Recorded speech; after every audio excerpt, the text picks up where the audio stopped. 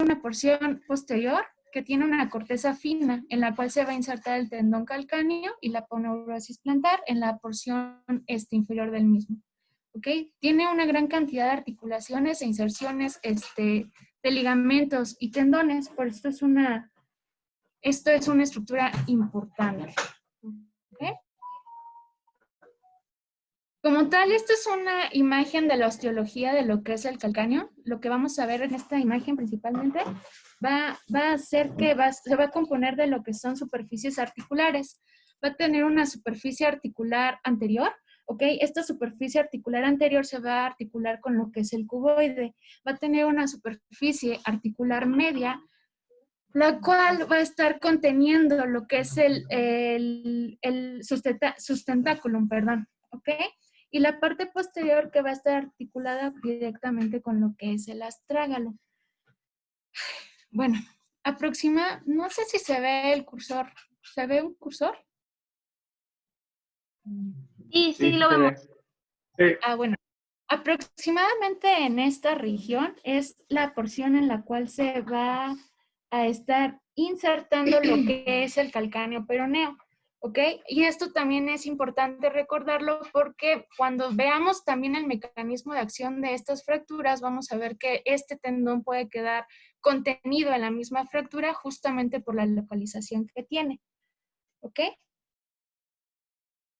Y bueno, ya habíamos dicho que la parte posterior, que es esta región, va a estar compuesta principalmente de hueso esponjoso. A esta porción nosotros la vamos a conocer como una porción talámica, ¿ok? Y también va a tener aquí una forma, una parte del mismo que va a carecer de lo que es este hueso trabecular. A esto se le va a conocer como un triángulo neutral y esto lo vamos a ver en imágenes radiográficas. Ahorita más adelante lo vamos a ver, ¿ok? Y bueno, esta otra imagen lo que nos va a señalar principalmente van a ser las inserciones ligamentarias y tendinosas más importantes desde el punto de vista quirúrgico, que es lo que a nosotros realmente nos importa. ¿Ok? La pared lateral, que es justamente esta imagen, va a estar recubierto por un abundante tejido adiposo. Justamente en esta región, si ustedes lo notan en esta imagen, van a estar los tendones peroneos, ¿ok? Entonces también es necesario que recordemos estas estructuras porque, como les dije, muchas veces el desplazamiento de las fracturas va a comprometerlas. ¿Okay? Entonces es necesario conocer justamente estas inserciones, tanto ligamentarias como tendinosas. Si se dan cuenta, en la región posterior, pues también tenemos en esta porción lo que es el tendón calcáneo, el tendón aquileo. ¿Ok? Y en la parte inferior vamos a tener lo que son los plantares, el plantar largo, perdón. Bueno, después tenemos justamente la irrigación, perdón, de lo que es el calcáneo. Esto también es muy importante justamente porque, aunque es poco frecuente, pues es importante para el abordaje quirúrgico principalmente.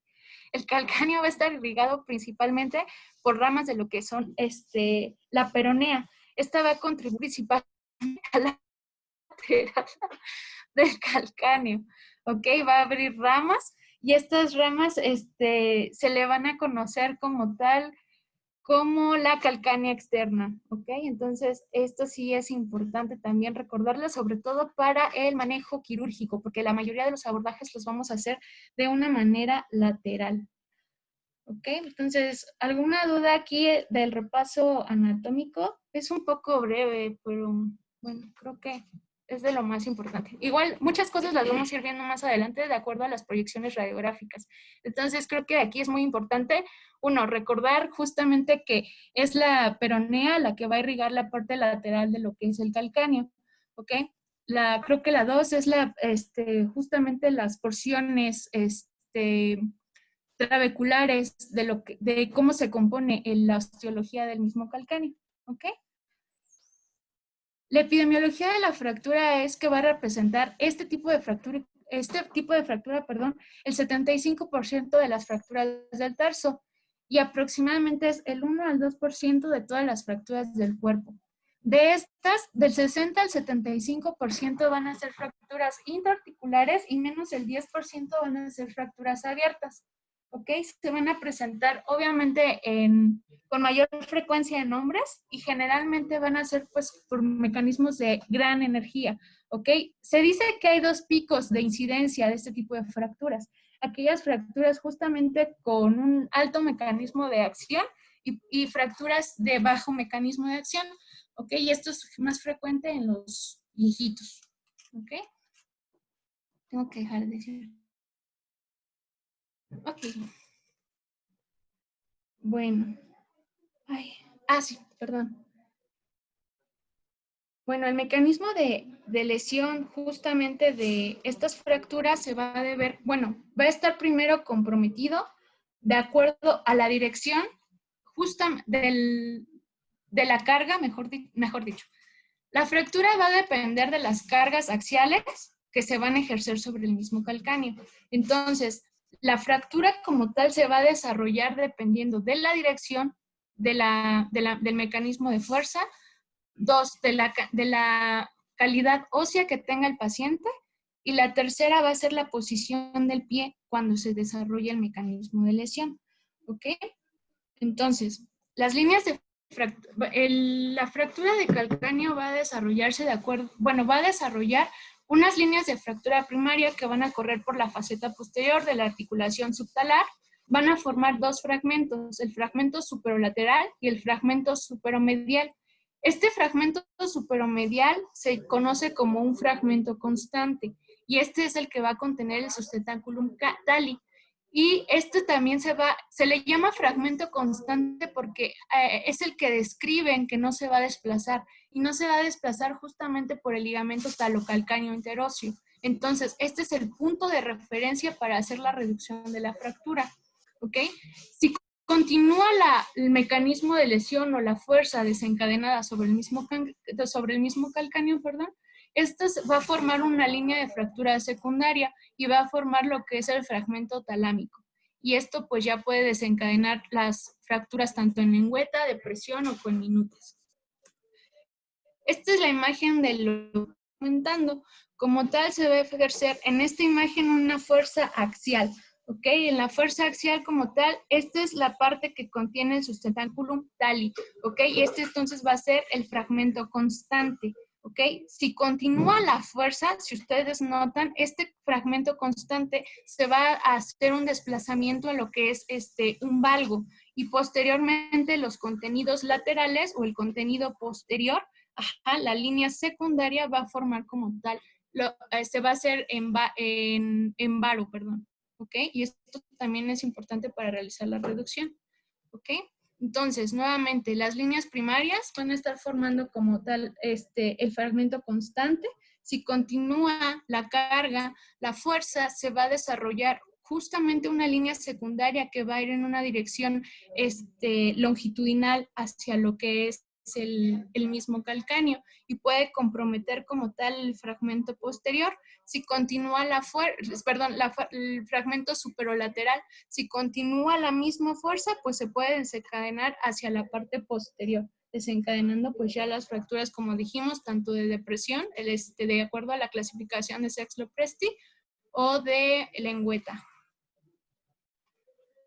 Bueno, esta es otra imagen de la porción lateral de este tipo de fracturas. Vamos a ver en la porción lateral cómo se desencadena la fractura primaria y posteriormente cómo se desencadena la fractura secundaria. Y vemos aquí los dos tipos de fractura secundaria que se pueden desencadenar de acuerdo a la fuerza ejercida, que es hacia la región posterior o si es justamente hacia la región superior.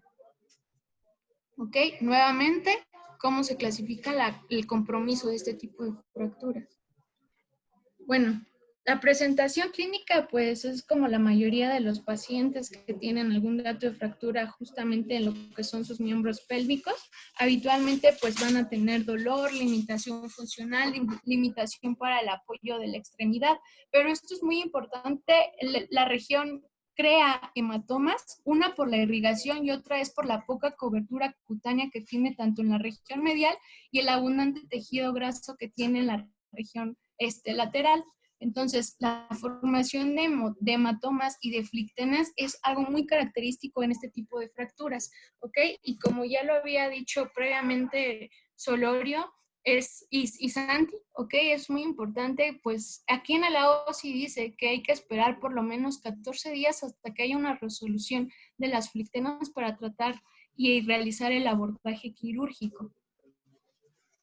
Bueno, los métodos de estudio principalmente vamos a tener proyecciones radiográficas, vamos a utilizar las proyecciones en AP, las proyecciones en AP y lateral principalmente nos van a permitir valorar una mejor proyección de las fracturas tanto de lengüeta como con depresiones vasculares, ¿ok? Y la proyección axial o de Harris lo que nos va a permitir es ver el desplazamiento y la angulación justamente de la tuberosidad o incluso si hay una lateralización o hay un aumento en el valgo de la pared lateral del mismo calcáneo. ¿Okay? También esta proyección es de las más importantes justamente para valorar intraoperatoriamente si se redujo el varo en nuestra reconstrucción que hayamos hecho. ¿Okay? Otra proyección que nos habla en el AO es justamente la proyección de Broden. Esta nos va a permitir valorar justamente la articulación subtalar.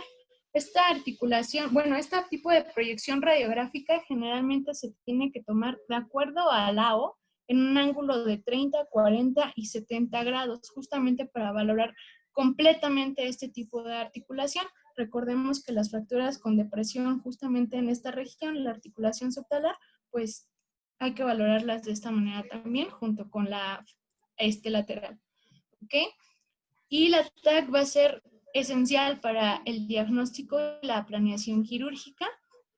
Hay que ver los cortes axiales que van a demostrar la extensión de la fractura en la articulación tanto calcáneo-cuboidea como en la tuberosidad. ¿Ok? Pues las mediciones radiográficas más importantes, creo que eso ya todos nos las sabemos, va a ser justamente lo que es el ángulo de Bowler. Este ángulo de Bowler se va a estar formando por dos líneas. Uno va a ir de la porción superior de la apófisis anterior, ¿ok? Y esto se va a dirigir hacia la parte superior de la carilla o de la superficie articular posterior, que es esta región, ¿ok? Esta es la línea 1. Posteriormente, la línea 2 va a ir de la parte superior de la superficie articular posterior, hacia la tuberosidad de lo que es el calcáneo. ¿Ok? Este ángulo de Bowler en un promedio tiene que medir entre 25 y 40 grados. ¿Ok? Y el ángulo de Gisan, este va a estar formado como tal por la parte inferior de la carilla articular y es esta parte. ¿Ok?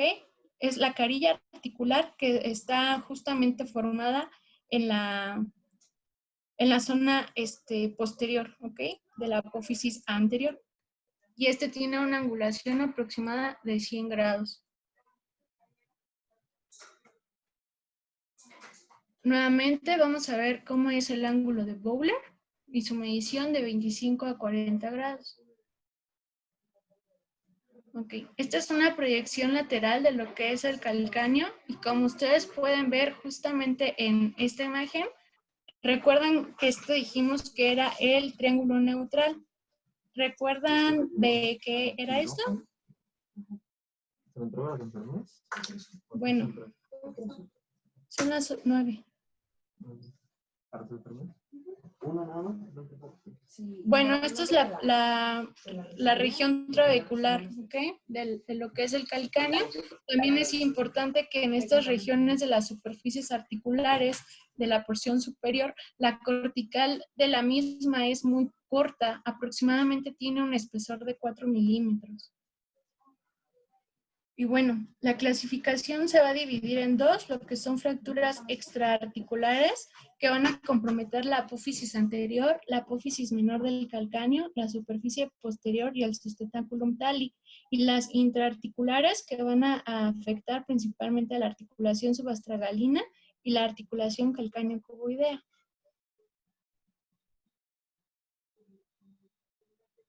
Ay, Dios. Ok. Bueno, vamos a tener la clasificación de Sexlopresti. Esta es una clasificación creada aproximadamente en 1932, si no mal recuerdo. Y esto se va a dividir principalmente en dos tipos de fracturas. Una va a ser las fracturas tipo lengüeta, ¿ok? Y la otra va a ser las fracturas con depresión intraarticular, ¿ok? Esa es la clasificación como tal de Essex-Lopresti. Entonces nada más divide esas dos fracturas. La clasificación de Sanders, esto se va a basar principalmente en lo que es las imágenes tomográficas respecto a lo que es el corte coronal del mismo calcáneo y la relación que tiene la fractura de acuerdo a la faceta posterior. Habitualmente en la Sanders tipo 1 no va a haber desplazamientos o el desplazamiento va a ser menor a los 2 milímetros en la superficie articular. En las Sanders tipo 2, las fracturas se van a estar desplazando en dos partes hacia la faceta posterior. Las fracturas Sanders tipo 3, estas obviamente se van a desplazar justamente en tres partes y se van a asociar principalmente a lo que es la depresión central. Y la tipo 4 son fracturas con minutas intraarticulares, ¿ok? En esta región. Y bueno, la AO también describe justamente la clasificación de este tipo de fracturas. Entonces, la clasificación AO va a estar dividida con el número 82 para la región del calcáneo y va a dividir a las fracturas en fracturas extraarticulares, perdón, con la clasificación 82A. Las fracturas tipo lengüeta, como ya habíamos visto, estas van a tener compromiso de la faceta posterior, como las fracturas 82B, y las fracturas que tienen un compromiso articular completo, como una 82C. Dentro de las fracturas extraarticulares o las 82A, vamos a tener principalmente, vamos a tener principalmente la abulsión justamente de la tuberosidad posterior de lo que es el calcáneo. ¿Okay? Y también vamos a tener las fracturas de lo que es el cuerpo del mismo calcáneo. En las 82B, que son las fracturas en lengüeta, van a tener compromiso de la faceta posterior, ¿ok? En las 82B1 vamos a tener que las fracturas de lengüeta justamente son simples. Sin embargo, las 82B3 van a tener múltiples fragmentos en la región.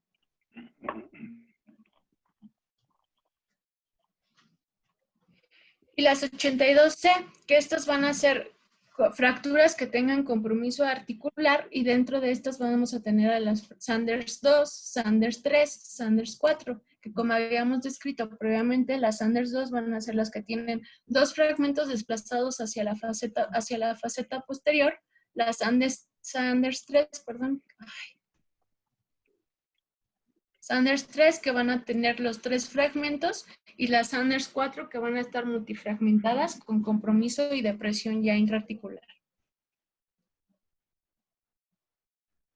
Ahora sí, el tratamiento. El tratamiento de este tipo de fracturas pues sigue siendo muy controversial debido a que justamente pues la mayoría o muchos de estos pacientes tienen un gran compromiso tanto cutáneo como en la evolución del mismo paciente.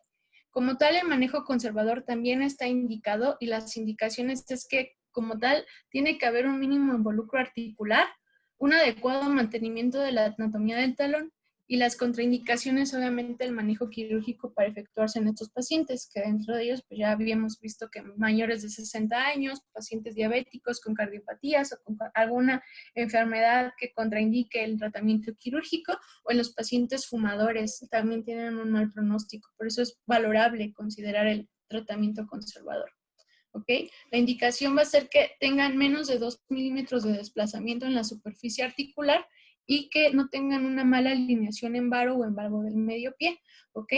Hay autores que reflejan o que dicen que es exclusivo, o es mejor dicho, indicativo realizar la tomografía en este tipo de fracturas, justamente por el gran compromiso o sí, las grandes secuelas que puede presentar estos pacientes. Entonces, si se recuerda la clasificación de Sanders, las Sanders tipo 1 son justamente las únicas que indican menos de 2 milímetros de desplazamiento en la superficie articular. Y como vemos aquí en este corte tomográfico, pues vemos que realmente no hay un compromiso articular y el desplazamiento como tal en varo es mínimo. ¿Ok? Bueno, las indicaciones quirúrgicas absolutas van a ser las fracturas abiertas, van a ser el compromiso cutáneo, la fractura luxación, alteraciones en la forma del pie y el arco plantar. Y las relativas van a ser la severa conmoción articular, desplazamiento articular mayor a 2 milímetros, fracturas bilaterales en los pacientes no fumadores. Las contraindicaciones para el tratamiento quirúrgico inmediato van a ser los pacientes que tengan eritema, enfermedad vascular periférica, neuropatías, padecimientos cerebrales o psiquiátricos o pacientes que tengan abuso de alcohol o de sustancias. Y bueno, dentro del tratamiento quirúrgico, una parte muy importante que señalan muchas bibliografías va a ser la reducción de la fractura, ya que la reducción de la fractura como tal nos va a dar el pronóstico y va a restaurar como tal la morfología de lo que es el calcáneo. ¿Ok? Si nosotros tomamos en cuenta esta parte, el fragmento sustentacular, es el fragmento constante, es el que contiene el sustentáculum tali.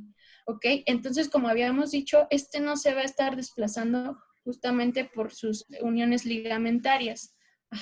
En este tipo o descripción del fragmento, el trazo se va justamente hacia la plataforma posterior, que es en esta región, ¿ok?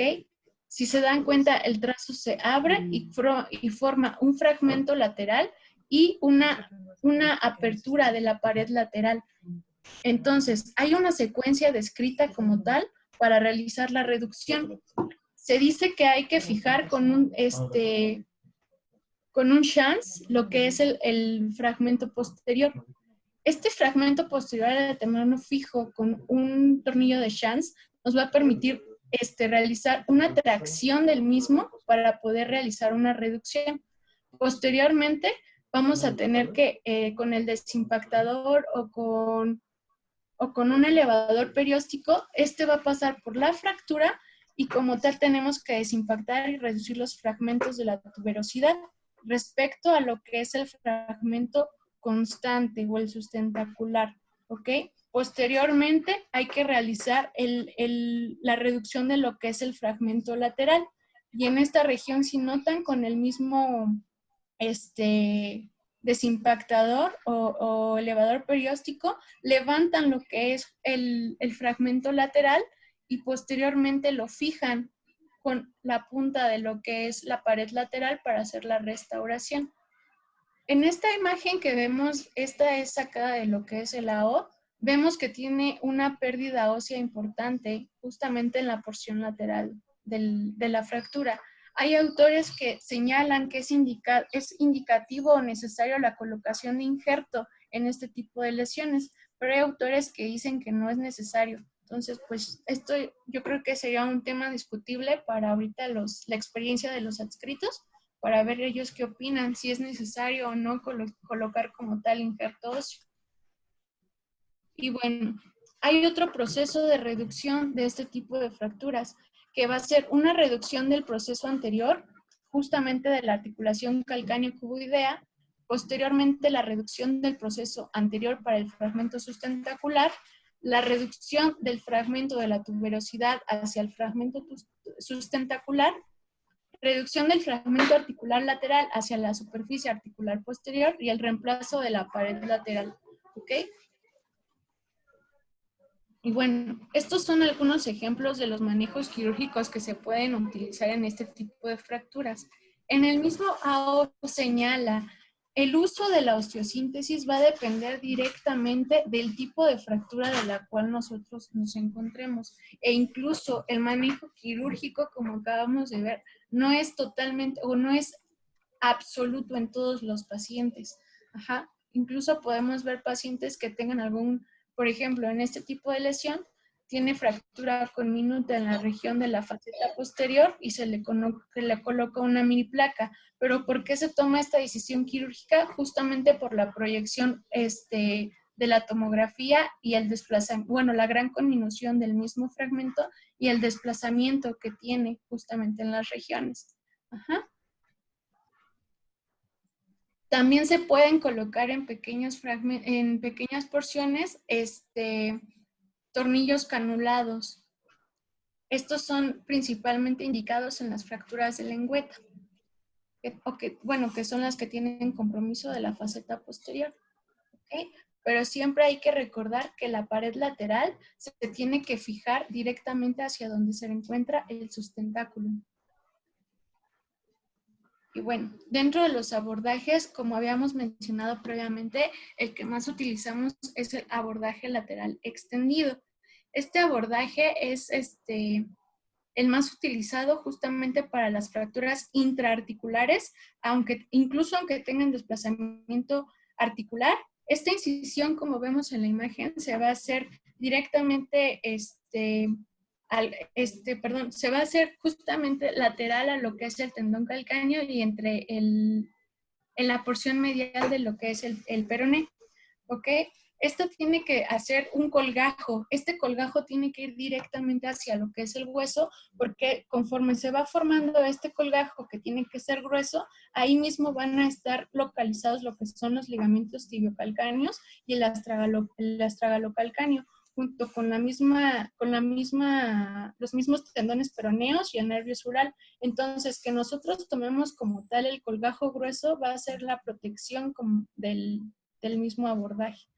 Ajá. También tiene una región capsular en esta porción, que es la que vamos a romper para hacer el abordaje lateral. Uh-huh.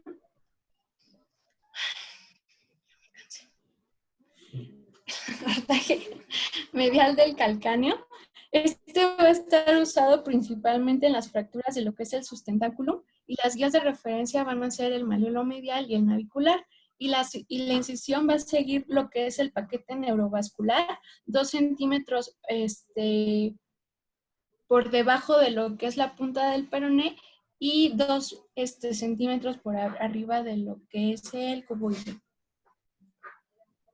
Y bueno, el MIPO o las técnicas mínimamente invasivas van a ser, como les había señalado, van a estar indicadas en aquellas fracturas en lengüeta o fracturas que tengan depresiones articulares importantes, ¿ok?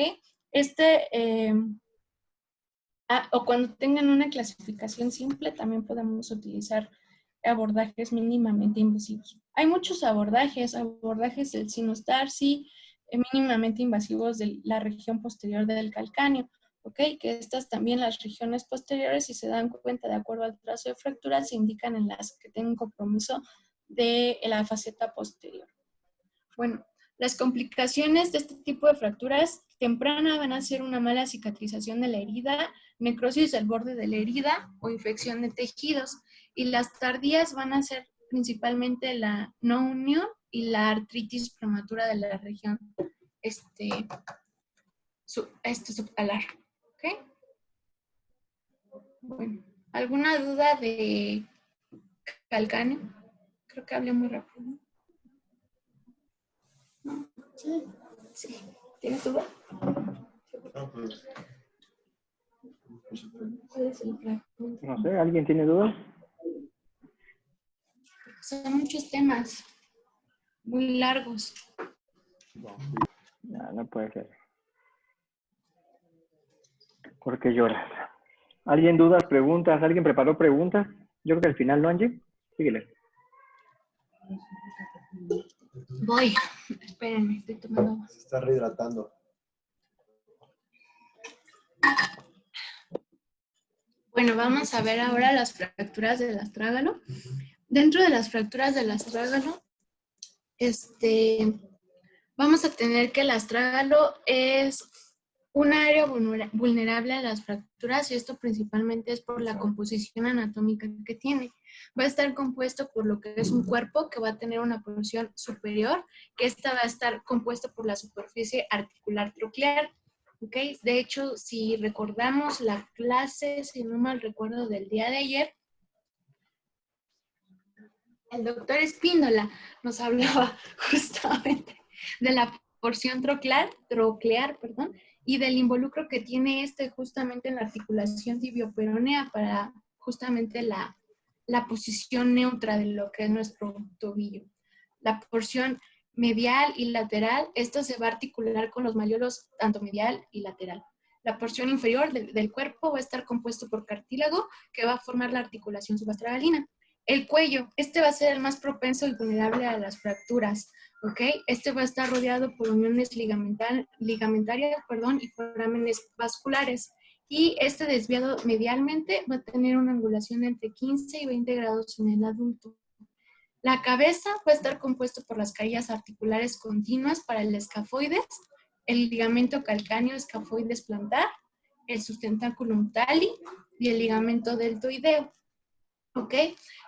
Es importante también que recordemos que el astrágalo tiene una importante unión con la cápsula articular y su membrana sinovial, por lo que justamente las lesiones de esta estructura van a estar propiciadas por la ruptura tanto de la cápsula, lo que puede favorecer su complicación mayor, que es la osteonecrosis.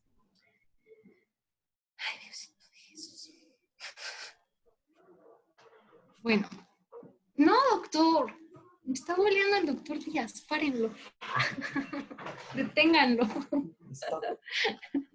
Bueno, vamos a tener la apófisis posterior, que esta también va a estar formada por los tubérculos medial y lateral, y el ostrigonum, que el ostrigonum como tal va a estar derivado de un centro de osificación independiente que se va a ubicar posterior al tubérculo lateral. Hay que recordar que este ostrígono no va a estar presente en todos los pacientes, sin embargo encontré que el 50% de los pies van a tener un ostrígono, ¿ok? Y va a tener una apófisis lateral que va a tener una forma de cuña en su plano frontal, una superficie inferomedial que forma el tercio lateral de la articulación del astrágalo con la carilla calcánea posterior.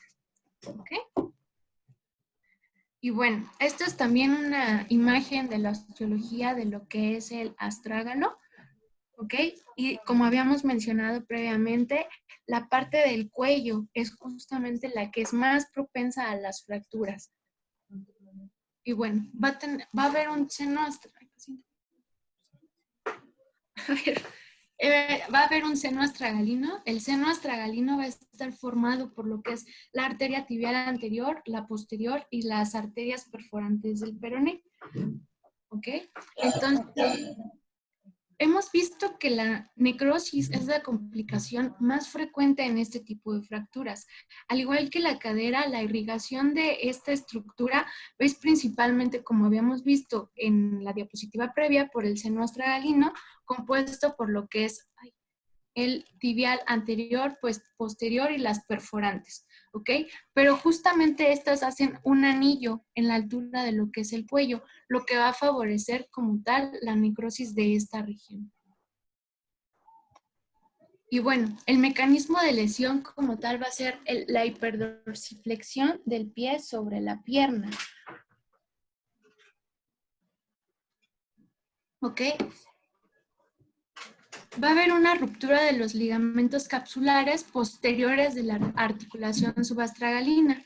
Si continúa la fuerza de impacto, si continúa la fuerza de lesión, va a haber un impacto sobre el cuello del astrágalo y contra la tibia distal. Por eso es en esta región que se van a localizar las fracturas a nivel del cuello. Y posteriormente el calcáneo con la cabeza del astrágalo pueden favorecer una luxación hacia posterior de esta estructura.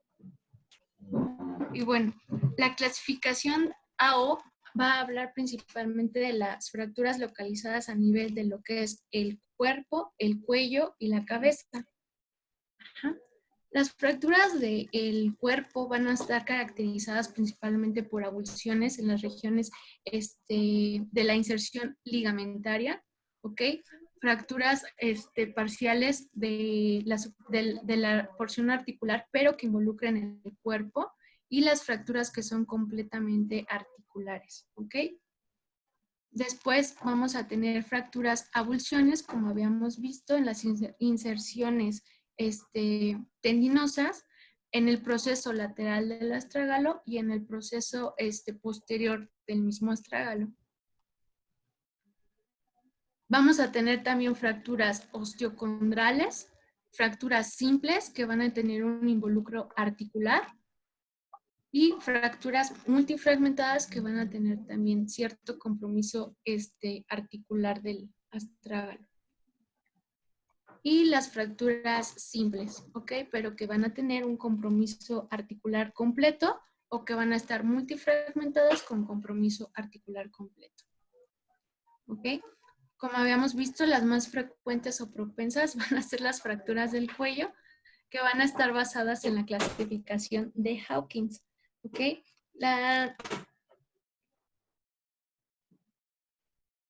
Bueno, Hawkins como tal desarrolló una clasificación basada en el grado de desplazamiento del fragmento proximal del cuello y esta clasificación nos va a permitir principalmente predecir las secuelas a largo plazo de estas fracturas. En la Hawkins tipo 1 o en las fracturas del cuello catalogadas como 81.2.A van a ser las Hawkins tipo 1 que no van a tener desplazamiento a nivel del cuello. ¿Ok? Las tipo 2 van a ser las desplazadas con compromiso de la articulación subtalar. Después, las Hawkins tipo 3 van a ser las desplazadas con compromiso de la articulación talar y dislocación posterior de lo que es el cuerpo. Y pues obviamente las Hawkins tipo 4 van a ser las que están fracturadas y completamente desplazadas del cuerpo de la cabeza. Las fracturas de la cabeza. Es que me distrae. Van a estar caracterizadas por las fracturas tipo avulsión, las fracturas parcialmente articulares y también las fracturas con compromiso articular completo. Y bueno, habíamos visto, son mecanismos de alta energía, entonces por esto vamos a encontrar en los pacientes deformidades evidentes, en aquellos pacientes que estén luxados, es necesaria la reducción inmediata para disminuir el riesgo de necrosis tisular. Va a haber dolor intenso en la región del pie, edema, incapacidad para el apoyo de la extremidad y distorsión como tal normal del tobillo y el retorno. Vamos a tener que hacer una evaluación radiográfica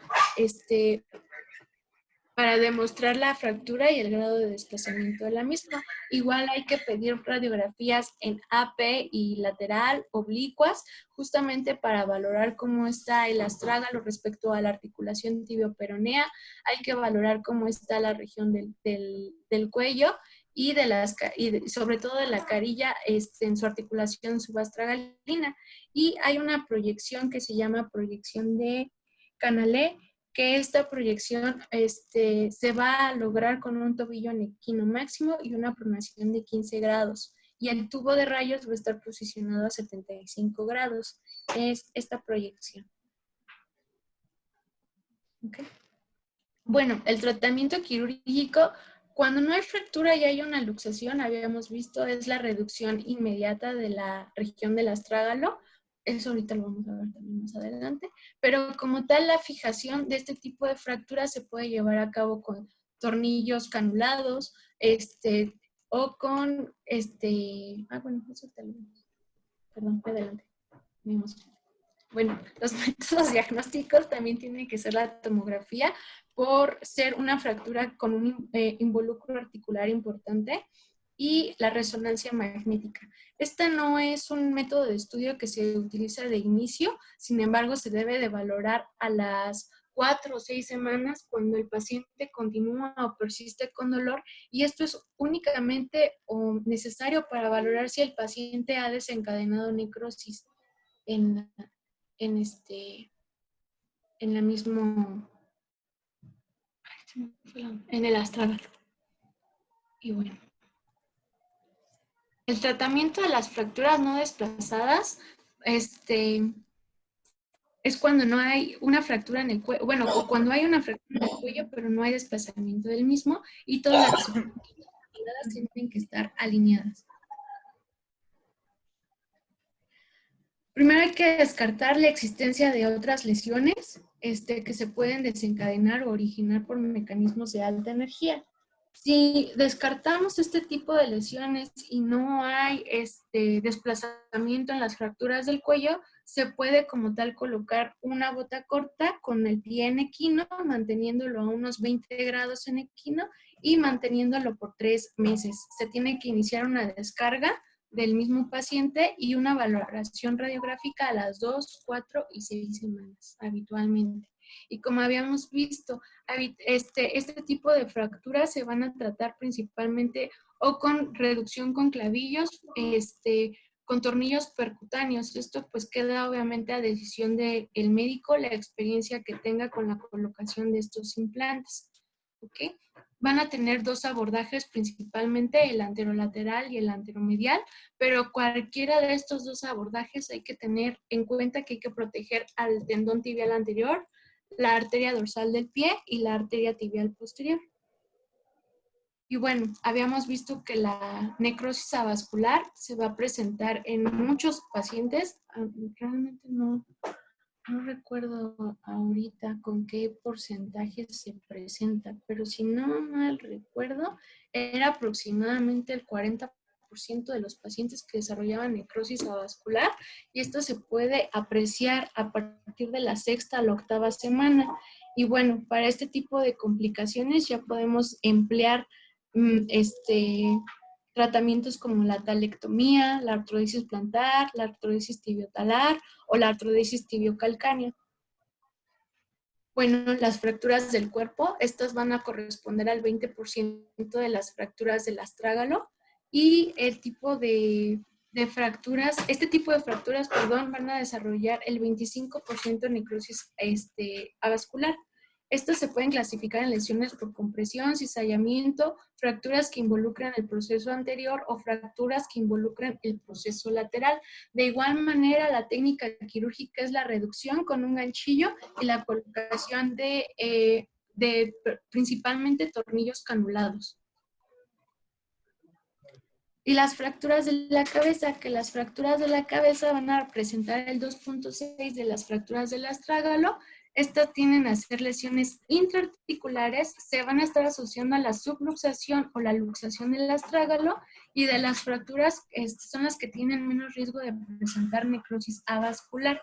Y pues como tal, la meta del tratamiento debe ser la conservación articular con predominio de la talonavicular. Y bueno, eso es todo de fracturas del astrágalo. No sé si tengan alguna duda. ¿No? Bueno.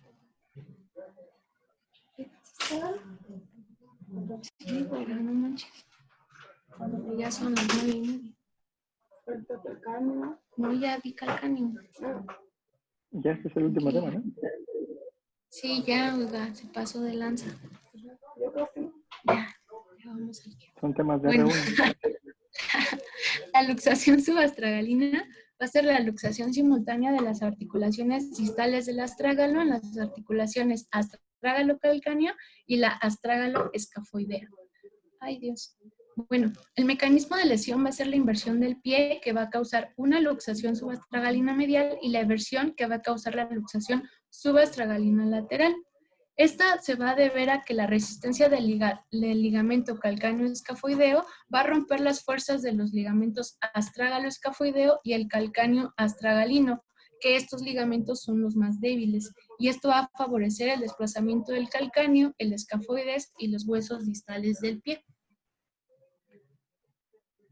Y bueno, va a haber 2 tipos de luxación. La luxación astragalina medial, que esta va a tener una mayor incidencia, aproximadamente 4:1, ¿ok? Y la luxación astragalina lateral. Para que se desarrolle, se desencadene una luxación subastragalina medial, el sustentáculum tali, que como habíamos descrito desde la fractura del calcáneo, que es una estructura de sostén, el pie con su mecanismo de lesión va a ser una palanca y va a separar lo que es el astragalo y el calcáneo. Y en la luxación astragalina lateral, el pie va a ser un pivote sobre la apófisis anterior del calcáneo, y esto va a provocar la separación del astrágalo y del calcáneo. ¿Okay? El cuadro clínico pues va a ser obviamente la deformidad evidente. La luxación medial, como habíamos visto, es con una mayor frecuencia que la lateral, y se va a ver lo que es un pie sambo adquirido. El 10 al 40% de las lesiones van a ser abiertas, puede haber un edema posterior a la lesión y también puede haber un deterioro o un compromiso vasculonervioso. ¿Ok? Los métodos diagnósticos, como en todo tipo de lesiones óseas, hay que valorarla por radiografías. La AP va a mostrar como tal la luxación astragalo-escafoidea, ¿ok? Pero también hay que tomar en cuenta las proyecciones lateral y oblicua, ¿ok? Pero pues muchas veces por la misma urgencia, estas son un poquito más difíciles de tomar en cuenta a la hora de que vemos este tipo de lesiones, porque hay que reconocer que son lesiones que se ven muy aparatosas, ¿ok? Y la TAC va indicada siempre después de la reducción de este tipo de lesiones. El tratamiento va a ser una reducción cerrada, la cual del 60 al 70% de los pacientes van a resolver adecuadamente y se tiene que colocar un yeso. Este yeso se debe de mantener de 4 a 6 semanas y del 15 al 20% de las luxaciones laterales pues no se van a poder reducir de esta manera. Y la reducción abierta se va a indicar en dislocaciones abiertas con la falla de la reducción cerrada, que esta puede deberse como tal al bloqueo de las estructuras blandas como los tendones peroneos, el extensón corto de los dedos, la cápsula talonavicular o el bloqueo de la reducción lateral que se va a dar por la tibial posterior, el flexor largo de los dedos y el flexor largo del pie. Y bueno, cuando se hace una reducción abierta, creo que ya no puse imágenes, pero también se puede fijar como tal, incluso con unos shunts, unos clavillos, para mantener como tal la reducción de la estructura. Y eso es todo. Maldita. ¿Eh? Pues el papi. ¿Quién dijo? ¿La jefa? ¿Qué tan extras necesitan ustedes? No, O sea, no podemos hacer una encima. no. Tiene que ponerle doctor López o doctor Escobar. ¿Y se puede? Sí. ¿O doctor Díaz? No, porque son los días Si del vamos al doctor final López. pone valoró doctora Claudia Pérez. Ajá. Valoró doctora Ruiz. ¿Puedes dejar de Abajo de compartir? En trámite, se me está en trámite. Perdón. Ok, muy bien. Gracias. ¿Qué dijo? Que si puedes dejar de compartir Me encanta compartir con ustedes. y poner atención. Bueno, Pues sí, veo que el par. Díganme. pues no sé, ¿tienen algún comentario? Ven y desquítate de ayer. Ah, perro. Ah, yo quiero ver a Benny, me gusta verlo. ¿Quieren ver? que se excita con Benny. Con Benny. Cállese, no, porque las van a subir a YouTube. Dice Claudia que Dice Claudia que te puedes saber. Ani y Clau, ¿tienen alguna opinión? No porque sea su amiga y esté ahí, no le digan nada, ¿eh? Le puedo apretar el pescuezo y así. Ahorita digo, creo que sí. ¿Tienen dudas? A mí una vez me llegó una luxación subastragalina y me asusté mucho porque no la pude reducir y todo el mundo me regañó porque no pude. Y era R1. Pero gracias a Dios estaba. Pero corti. gracias a Dios estaba corti y la redujo y le puso un chance y no quedó tan bien. Pero bueno, la redujo en quirófano. La redujo No se abierta porque nadie, no podía. Esa es mi experiencia con ese tipo de luxaciones.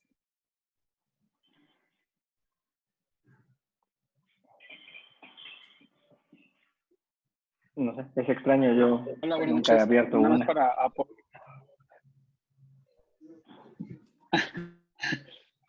Hola, buenas noches. Nada más para aportar y comentar rápidamente la cuestión de la necrosis avascular. De hecho, por ahí dentro de las gráficas que hay sobre la clasificación de Hawkins, hay algunas que traen los porcentajes para saber más o menos, digamos, de acuerdo al grado de lesión, el porcentaje de necrosis avascular. Entonces se dice que la tipo 1 va a dar un porcentaje de necrosis avascular más o menos como del 13%, la tipo 2 del 25 al 50%, la tipo 3 como del 50 al 70% más o menos, y la tipo 4 pues del 70 al 100%. Para que... Pues sí, son fracturas que no son tan comunes, pero los temas sí son largos, o sea, sí son, y se abarcan muchas cositas ahí de anatomía y sí son un poquito ahí extensos. Yo les dije, háblale, ¿no? Diles que... Quedan, bueno, eso es importante, sí, acerca de la clasificación y el índice de necrosis que te da. Acerca del calcáneo, no sé, los que están conectados, ¿qué nos pueden decir? Primero de la ponencia, obviamente, si tienen dudas, preguntas, y si tienen algo que aportar. Por ahí Angie dijo algo del injerto. Por ahí está Díaz, el doctor Urban, el doctor Alvavera, creo que ya Oigan, se sí, desconectó. tengo una duda, porque, por ejemplo, Ah, no, yo la verdad todavía. tengo muy poca experiencia con los calcáneos. La verdad creo que he operado uno con el doctor Antonio, que le pusimos una placa anatómica. Ah, lo amputado. No está amputado. Y no le pusimos injerto. Y por ejemplo, la otra que aquí es muy frecuente y de hecho, bueno, yo ya lo había buscado, no lo sé, porque ahorita en las bibliografías que, de hecho están en cada una de las diapositivas, las bibliografías que consulté, no viene indicado como tal el dejar el chance, reducir, y que dicen que esa es la técnica de Sexlopresti. O sea, y que dejan el yeso. Eso no sé qué tan real sea. Yo una vez lo busqué y la verdad es que nunca lo encontré. ¿Y ahora? No sé. Así como tal, ¿es Exlopresti? ¿No la encontraste? Ahora no se conectó ahora no se conectó el doctor Ugalde para que te dijera, porque él es defensor de las Exlopresti, ¿no?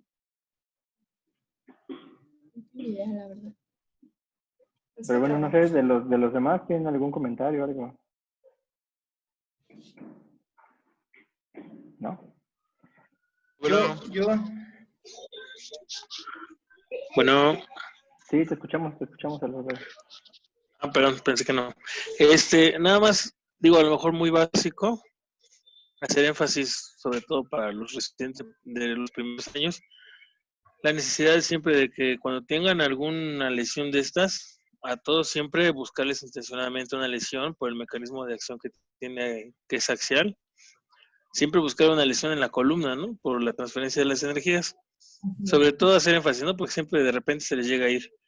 Esa es una. Y la otra, muchas veces en pacientes ya pues de la tercera edad o con alguna enfermedad concomitante, por un esguince muy levecito se les llega a fracturar el astrágalo. Y ya nos damos cuenta o ya lo estamos abordando con una necrosis avascular. Entonces, sí hacer énfasis en esos dos aspectos y el tercero que sí también valdría la pena, digo, están en un hospital muy bueno, un hospital escuela, a todos hacerles tomografía, ¿no? Veía ahí que en las diapositivas decía que en medida de lo posible, pero sí buscar intencionadamente la tomografía con una reconstrucción para hacer una adecuada planeación. Yo creo que, por lo demás, creo que muy buena clase, sí, larguito los temas, pero bastante bien todo. Mi amigo. Gracias, doctor. Gracias. Es una mártir. No están tan largos. Angie es la mártir. No están tan largos. Nada más también como comentario, de hecho también, no sé si alcanzaron ahí a revisar dentro del tema. De hecho, hay una clasificación que se utiliza para ver la faceta posterior en tomografía, qué tantos fragmentos tiene, y es la clasificación de lijadoras, así es el apellido del doctor que la describe en tomografía, siempre va a ser en una imagen coronal. Y esa pues está la parte posterior de la faceta y bueno, se utiliza en tomografía.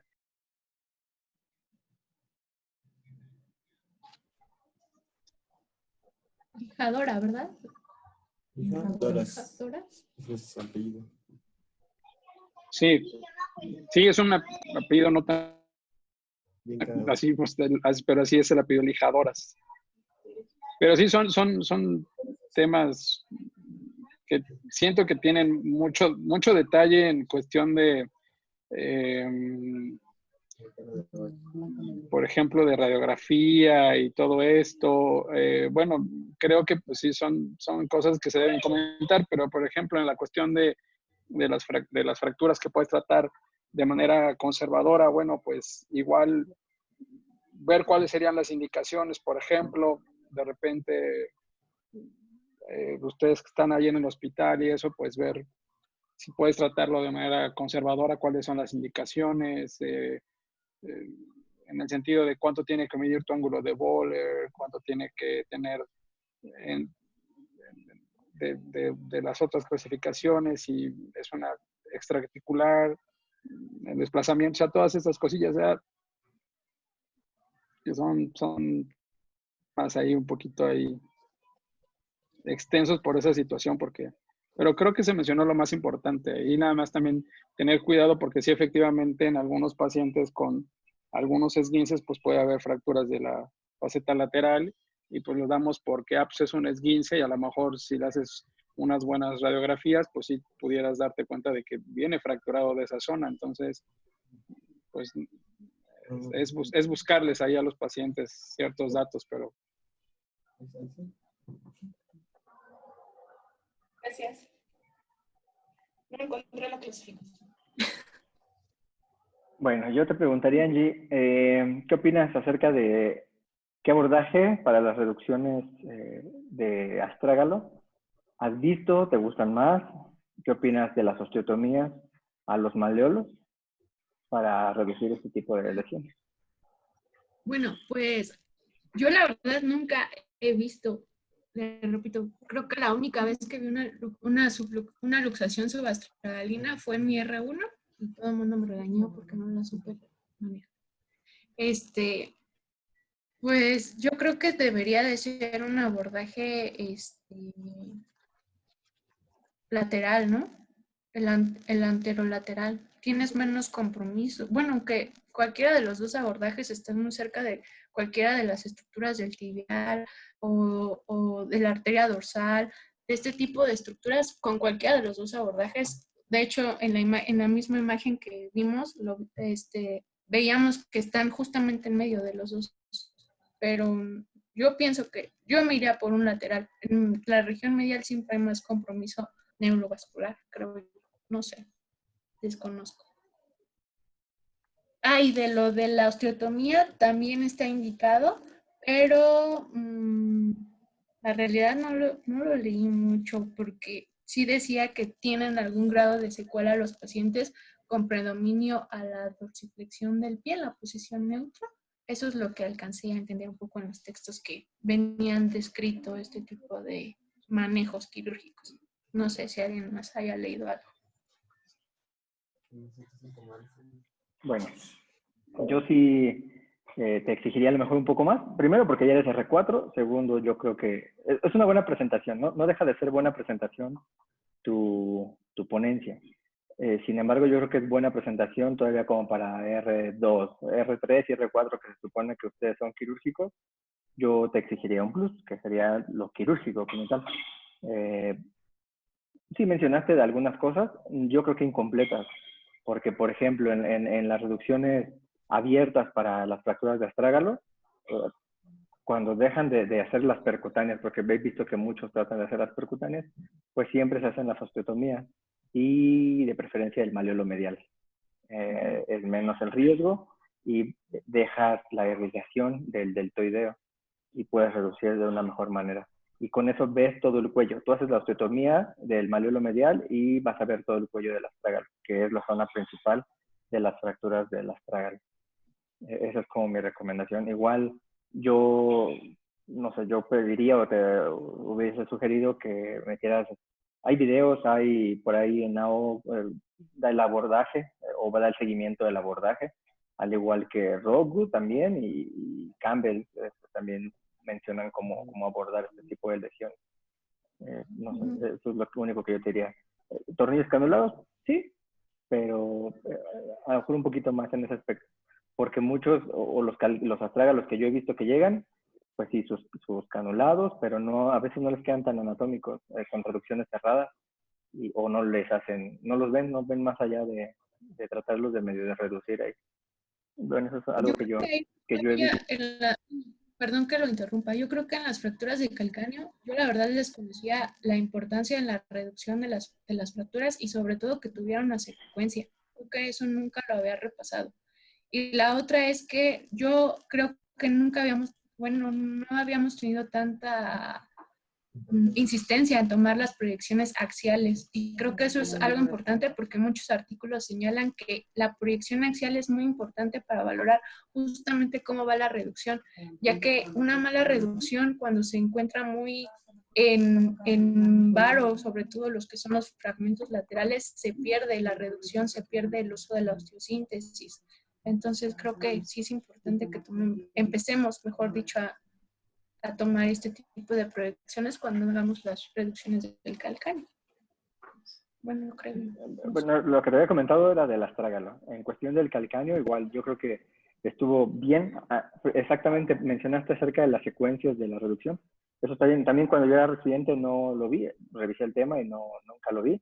Hasta hace poco, ya revisando AO, es donde viene lo de las secuencias. Y ya lo habíamos revisado, no recuerdo, creo que estaba Luis y alguien más de los R de abajo, obviamente, debería haber estado, cuando revisamos eso acerca de las secuencias. Y les mencioné también, hay un video en la misma página de la O, hay un video de cómo se van a llevar a cabo esa secuencia. Y podrían ver que sus calcáneos serían cada vez menos difíciles. Está un video también de las reducciones MIPO, o sea, olvidarnos de un Essex-Lopresti, y poder hacer MIPOs, no están tan complejas, y reducciones anatómicas con placas para esos calcáneos. En cuestión del uso de los injertos, respondiendo a la pregunta inicial que hiciste, yo creo que podríamos operarlos con injerto y sin injertos. El calcáneo es un hueso que tú leíste, que tiene un aporte sanguíneo importante, y que es esponjoso y que tiene esa capacidad, por eso es que hay esa controversia, que tiene esa capacidad de formar nuevamente huesos, aunque quede un defecto muy importante. Los que defienden el uso de los injertos, obviamente por tremendo boquetón que queda ahí, pues o lo mencionan que es importante como estructura. Pero no sé, a lo mejor vamos a hablar de experiencias ahora. Yo creo que les va muy igual. O sea, hay personas que hemos operado y sin injertos, y les va, o al menos yo he visto que les va exactamente igual que cuando los ponemos injertos. Mal, no, bien, realmente yo no le veo gran diferencia a utilizar o no injertos. Yo creo que es más importante la reducción, la forma en la que colocas tu placa, porque los dos fragmentos importantes, o los tres fragmentos más importantes, permanecen en su lugar con la placa. Entonces es lo que he visto. No sé si alguien tiene algo más que comentar. Fuera de que sean privas y que digan, en la priva tengo que retirar el material, no, ya y una poner vez injerto. ¿ha tenido que quitar el material? O sea, ¿sí de verdad les molesta? No sé, nunca he tenido, de un calcáneo no he retirado material. Ok. No sé, ¿alguien más tiene algo que comentar? Me gustaría compartirles un video igual, pues el video que ahorita les comenté de la... ¿Vas a decir algo, Beni? Perdón, ya te vi. Yo ¿No? quiero No. preguntarle a la doctora Claudia o a usted que en cuestiones del consejo del PUEM, así como, bueno, más del consejo, sí, a qué preguntan. Fíjate que calcáneo y astrágalo, no me preguntaron nada. De pie fue más el alus. De eso sí, me bombardearon con alus, pero de calcáneo y astrágalo no. A su mamá, a mí. Mamacita. Sí, del tema de hoy, en consejo, no. Nada. Hawkins, eso no le pero no recuerdo si en los de la Salle vienen la clasificación de Hawkins para las fracturas del astrágalo. ¿No? Sanders. En algún lado te les van a preguntar. Cuando menos las clasificaciones básicas. Sanders y Hawkins. El examen de... Ajá. En el próximo examen. Lo preguntan. En el examen de la siguiente semana nos lo va a preguntar. En el ENAR. Ah, en el ENAM. Por si quieres retirarte ahorita en la pandemia. Exacto. Les voy a compartir el video entonces. Es la secuencia de la reducción del calcáneo. Ojalá y podamos cambiar. En Zaragoza sí tenemos como esa mala praxis aún todavía con algunos esexlopresti, que no son malos, sin embargo yo creo que hay reducciones mejores, y algunos intentos de esexlopresti, ¿no? Que han hecho y que han muy hundidos. Entonces yo preferiría que intentaran reducciones anatómicas. Es lo que les voy a compartir.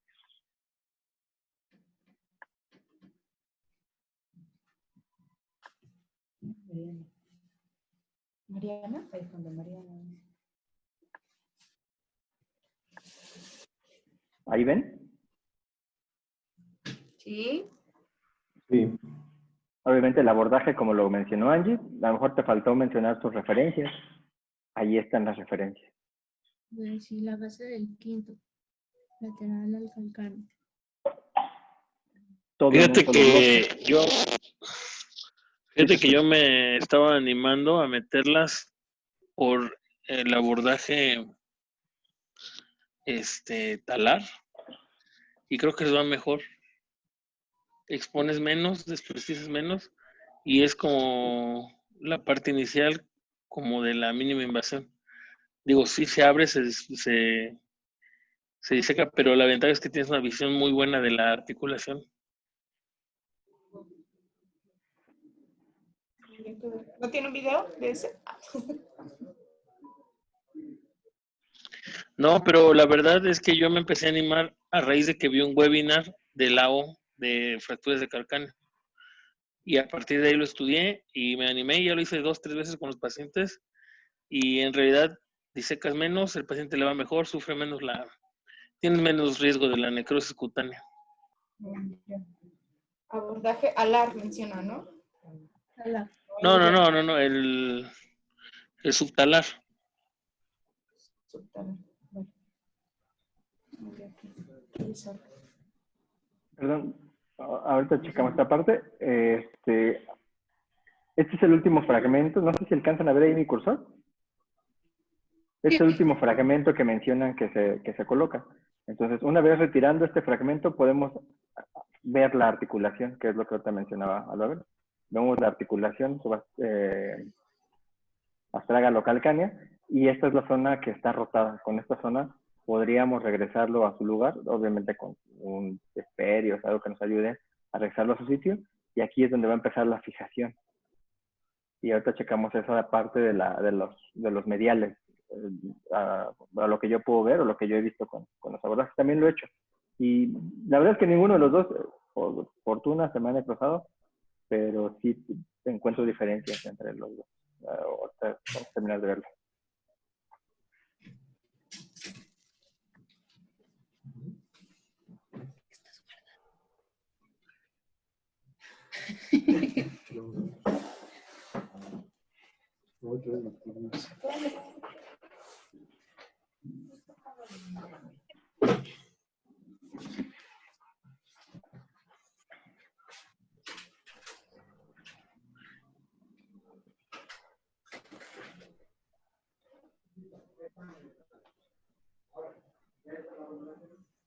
¿Dónde venden esos maniquíes? En los talleres de oro. ¿Tú? Y esos donde también en los congresos. Pero generalmente en los talleres de oro. No que comprar.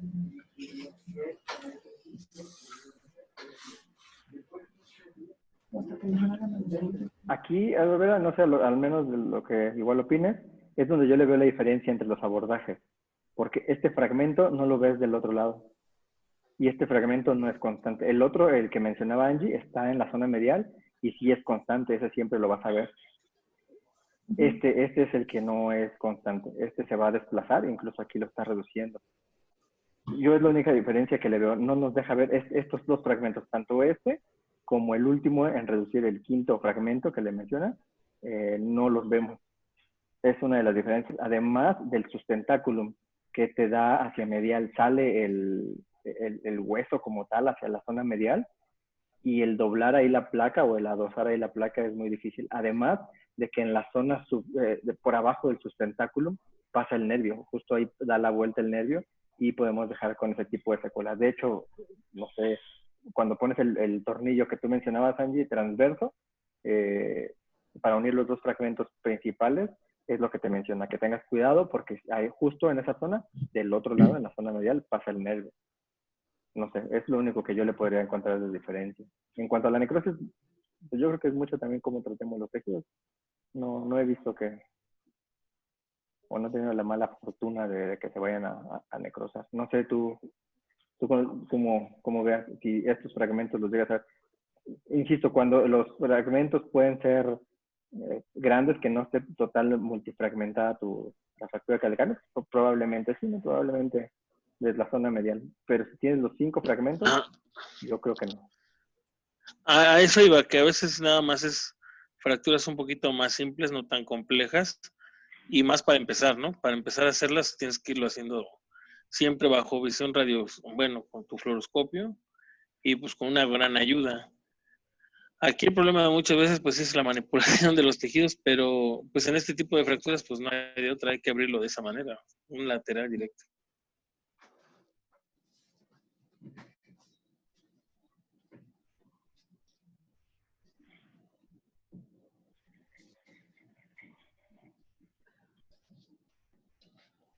Doc Calavera, yo tengo una duda. Cuando hace el abordaje subtalar, ¿la fijación la hace con tornillos?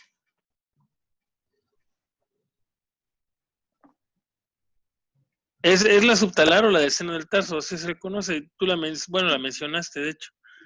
Se hace con placa. Deslizas la placa sin necesidad de desperiostizar. Más bien la placa te empuja el fragmento.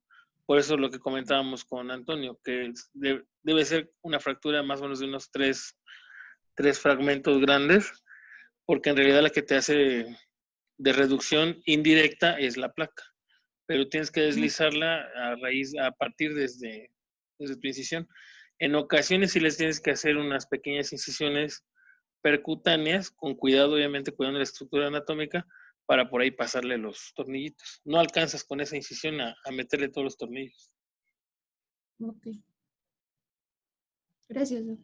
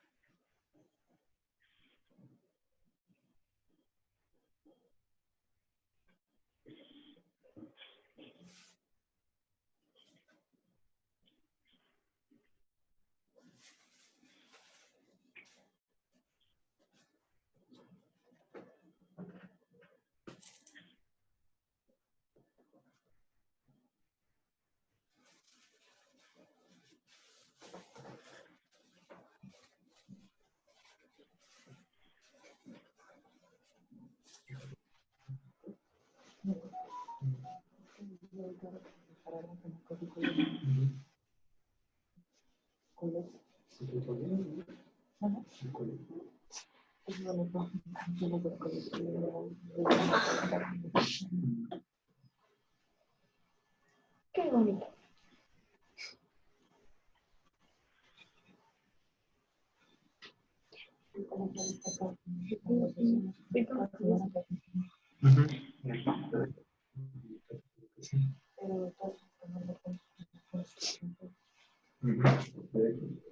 Y esto está. Sí. Bien, el resto ya nada más es la colocación de la placa, que ya no tiene gran ciencia, ¿no?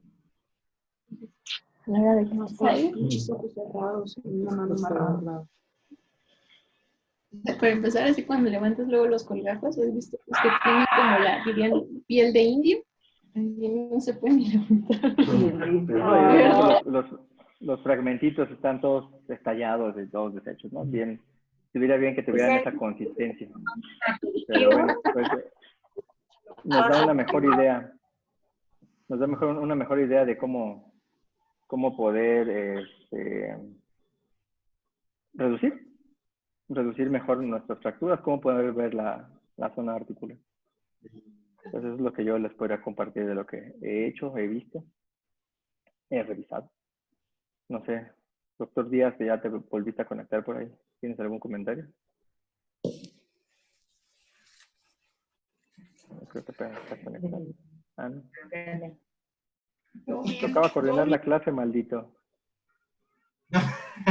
Para nada. ¿Qué tal? No, nada para el momento que agregar. Todo bien, todo bien. Bien, entonces, pues si no hay dudas, entonces nos vemos mañana. Gracias a todos. Gracias. Una pregunta. Gracias. ¿Sí? ¿Sí? ¿Quién habló por ahí? Tiempo. Doctor Antonio, Sí. ahí por ahí pasan los peroneos. El video obviamente no lo menciona, pero ahí los separa, los desinserta y luego los vuelve a insertar, o qué les hace, o no se tocan. No los tocas. De hecho, los clavos que colocas ahí justo es para que, como tus referencias, están por abajo. Uno incluso va directo al peroné para que con esos, en el momento en que haces el gancho, los proteges. No, ni siquiera los tocas. Pasan por arriba. Bueno, ligeramente arriba. A pesar de que llegan al quinto metatarsiano, uno de ellos, lo respetas. Tú estás un poquito más abajo. Ok, para no volverlos a seccionar. Ok, si es el corto, no le pasa nada. Ok. Gracias, sería todo. Vale, saludos a todos. Gracias. Gracias. Buenas noches. Bye, bye. Bye.